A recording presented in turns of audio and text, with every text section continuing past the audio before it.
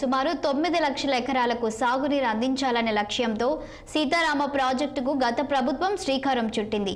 ఈ ప్రాజెక్టులో భాగంగా సీతారామ ద్వారా గోదావరి జలాలను సాగర్ ఆయకట్టుకు అందించాలని కాంగ్రెస్ సర్కార్ నిర్ణయం తీసుకుంది.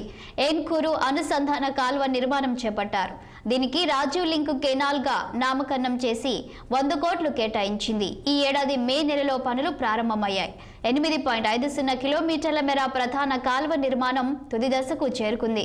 పనుల్లో ఎదురైన కఠిన సవాళ్లను సర్కార్ ప్రతిష్టాత్మకంగా తీసుకుంది.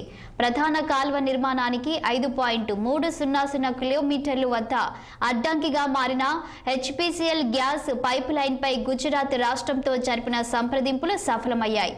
ఖమ్మం, భద్రాద్రి జిల్లాలో భారీ నీటిపారుదల శాఖ మంత్రి ఉత్తమ్ కుమార్ రెడ్డి, మంత్రులు తుమ్మల నాగేశ్వరరావు, పొంగులేటి శ్రీనివాసరెడ్డి ఈ రోజు ములకలపల్లి మండలం పూసుగూడెం, కమలాపురం పంపు హౌస్ లో మోటార్ల ట్రయల్ రన్ ప్రారంభించారు.